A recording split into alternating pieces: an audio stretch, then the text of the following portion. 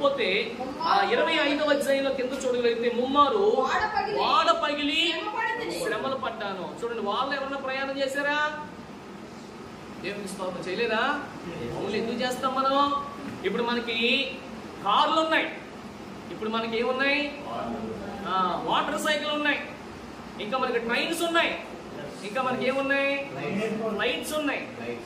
ఇవే ఎక్కుతామే తప్ప సువార్త కోసం ఎప్పుడు కూడా మనం దేనికి ఎక్కం? వాళ్ళు ఎక్కం. ఎందుకంటే అటువంటి ఫెసిలిటీ ఆ టైంలో పౌలుకి లేదు కనుక ఆయన ఎలా వెళ్ళాడు చెప్పమంటారు? వాడలెక్కి వెళ్ళాడంట. ఒక రోజున వాడ మధ్యలో ఉండిపోయాడంట. చూడండి, సముద్రానికి మధ్యలో ఉండిపోయాడు. సముద్రానికి మధ్యలో ఉండిపోయి, బాగా వినండి, సముద్రానికి మధ్యలో ఉండిపోతే ఆ వాడ పగిలిపోయింది. పగిలిపోతే పగిలిపోయినటువంటి చెక్క మీద అలా ఉండిపోయాడంట. నిజంగా చెప్పాలంటే మనకు ఉన్నటువంటి ఉష్ణోగ్రత కంటే సముద్రంలో ఉన్నటువంటి ఉష్ణోగ్రత చాలా తీవ్రంగా ఉంటుంది. రాత్రికాల సమయంలో చాలా భయాందోళన కనిపిస్తుంది. నిజంగా అక్కడ ఉన్నటువంటి సముద్రంలో ఉన్నటువంటి వాడ పగిలిపోతేనంటండి, ఆ వాడ పగిలిపోయినటువంటి ఒక చెక్కను ఆధారం చేసుకుంటూ 3 రోజులు, చెప్పండి ఎన్ని రోజులు? 3 రోజులు ఆ చెక్కనే పట్టుకుంటూ, ఆ చెక్కనే కౌగులించుకుంటూ అలాగనే ఉండిపోయాడంట. ఏమండి, కనీసం వేయడానికి ఒక తెప్పలేదు, రావడానికి ఎవరు కూడా సహకరించేటువంటి పరిస్థితులు లేదు. ఒకవేళ గట్టిగా గాలేస్తే, ఒకవేళ ఏదైనా సముద్రంలో ఆ వేవ్స్ని బట్టి, ఆ కెరటాలను బట్టి అలా రావాలి. ఎక్కడో మధ్యలో ఉండిపోయినటువంటి ఆ యొక్క ఎవరు చెప్పండి? చెప్పాలి ఎవరు? పౌలు ఇంచుమించు ప్రియమైన బిడ్డలారు గమనించండి, 3 రోజుల తర్వాత అవతలకు వచ్చాడంట. మధ్యలో పడిపోయినటువంటి వాడు 3 రోజుల తర్వాత వచ్చాడంట. అంటే 3 రోజులు ఏం చేశాడు? ఉపవాసం చేశాడు. 3 రోజులు ఏం చేశాడు? భారం కలిగే ఉన్నాడు. 3 రోజులు ఏం చేశాడు చెప్పాలి కదండి? ఒక చక్కటి సాక్ష్యం కలిగి ఉన్నాడు. ఎందుకు వచ్చింది నా తిప్పలో? ఎందుకు వచ్చింది? మా నాన్న పిలుస్తున్నాడు. 2 వాడలు జరిగినటువంటి చెప్పండి మంచి చెప్పాలి ఐశ్వర్యవంతుడు నాకు ఎందుకు వచ్చిందని సేవను వదిలేసి వెళ్ళిపోలేదు. అర్థమవుతుందండి? నేను మంచి యూనివర్సిటీలో చదివాను. అట్ ద ఫీట్ ఆఫ్ గమాలియల్ పాదాల దగ్గర విద్యను అభ్యసించాను. ఇప్పుడు ఈ పరంగా వెళ్తే నాకు మంచి నాకు అందులో ఏముంది చెప్పాలి? ఏముంది? మెంబర్షిప్ ఉంది నాకు.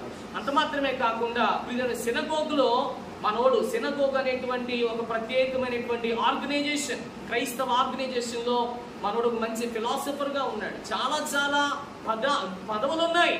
అయినప్పటికీ కూడా వాటన్నింటినీ పక్కన పెట్టి పెంటగా ఎంచి సువార్తను మాత్రమే దేవుడి చేత ఎన్నుకొని చేయబడ్డాడు. సువార్తను మాత్రమే ముందుకు తీసుకుని వెళ్ళాడు. దేవుని బిడ్డలారు, దేవుని నామానికి మహిమ కలుగును గాక. కనుక ఆ రోజున చేసినటువంటి సువార్త సునాదమే ఈ రోజున మన క్రైస్తవ జీవితానికి ఒక ప్రత్యేకమైనటువంటి ఏమంటే ఆదర్శప్రాయంగా నిలిచిందని చెప్పడానికి ఏమాత్రం కూడా సందేహం లేదు. అనేకమైన సార్లు ఏం చేయబడ్డాడు చెప్పండి? వాడ పగిలిందంట. వాడ పగిలింది. వాడ పగిలితే నిజంగా చెప్పండి, నువ్వు నేను వాడ పగిలిపోయింది అనుకోండి, చెప్పండి నిజంగా చెప్పండి, ఎంతమందికి ఈత వచ్చు మీలో? నాకు రాదండి. చాలా సార్లు మా ఫ్రెండ్స్ అనేవారు, ఈత కొడదాం అనుకున్నారు. బాబు ఏదన్నా చెప్పండి కొడతాను కానీ నాకు ఈత రాదనేవారు. బాగా విన్నారు. ఇంకా మీలో చాలా మందికి భయం నీళ్ళంటే, అవునా కదా? గట్టిగా తలకు స్నానం చేసినప్పుడు 4 చెంబులు నీళ్ళు టపటపని వేసుకున్నాడు, మనకు ఊపిరాడదు. అలాంటిది గమనించండి, పౌలు మహాశయుడు ఎక్కడ ఉన్నాడు ఇప్పుడు? సముద్రంలో ఉన్నాడు. చిన్న స్లిప్ అయిందనుకోండి లోపలికి వెళ్ళిపోతాడు అంతే. బాగా వినండి, లోపల ఉన్నటువంటి తిమింగాలు, లోపల ఉన్నటువంటి ఇంకా చాలా చాలా చేపలు ఆయన ఎంత బాధించుంటాయి, ఎంత వేధించుంటాయి ఒకసారి ఆలోచించండి.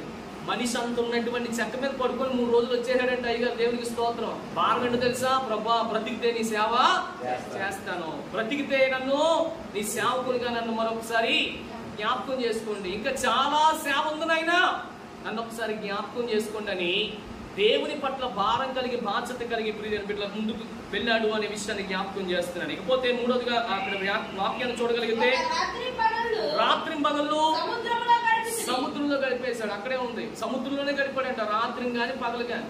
మనం చాలా సార్లు ప్రియమైన బిడ్డల రాత్రి పగలు గడపడానికి ఇబ్బంది పడిపోతూ ఉంటాం.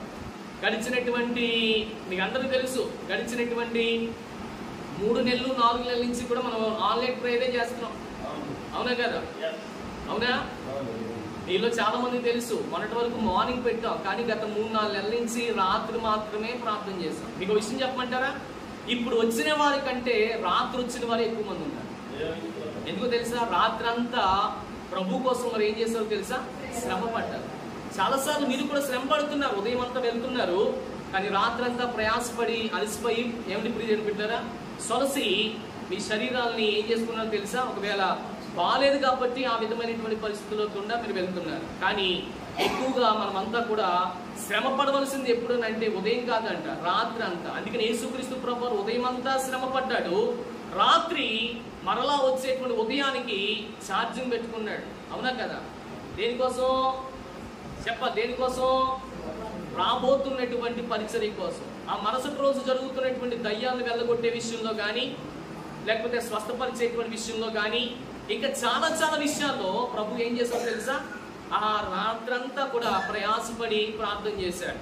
కనుక ప్రభుని ఆశ్రయిస్తున్న నీవు, ప్రభుకి ప్రార్థిస్తున్న నీవు, లేదా ప్రభు యొక్క సేవలో నిమగ్నుడుగా సంఘాన్ని స్థాపించి సంఘాన్ని నడుపుతున్నటువంటి నీవు కూడా ప్రభు యేసుని తలుచుకున్నటువంటి విధానం కూడా గుర్తు తెచ్చుకోవాలి. ఎందుకంటున్నానంటే ప్రభు మన కోసం రాత్రంతా శ్రమ పడ్డాడు, మనం కూడా ఆయన కోసం శ్రమ పడవలసినటువంటి వారంగా ఉన్నాము. అందుకని అంటున్నాడు, మహాశయుడు అంటున్నాడు, ఏమంటున్నాడు? రాత్రింబగళ్ళు సముద్రంలోనే ఉండిపోయాను నేను. సముద్రం బాగా వినాలి, కిందకి దిగడానికి ఉండదు. ఆలోచించండి ఒకసారి. ఏదైనా మనకి సడన్ గా ఏదైనా వచ్చింది అనుకోండి, అసలు ఏంటి పరిస్థితి ఏంటి? 3 రోజులు 4 రోజులు అక్కడే ఉన్నాడు అని అంటే ఏంటి పరిస్థితి? తన భక్తుల పరిస్థితి ఏంటి? తన యొక్క స్థితి ఏంటి?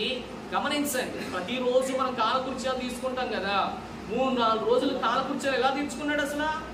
ఆలోచించండి ఒకసారి. ఆలోచించారా? అంటే దేవుని కోసం తను ఎంత ప్రయాసపడ్డాడో ఒకసారి గమనించాలని నేను ప్రభు పెరట ఈ మాటలు తెలియజేస్తున్నాను.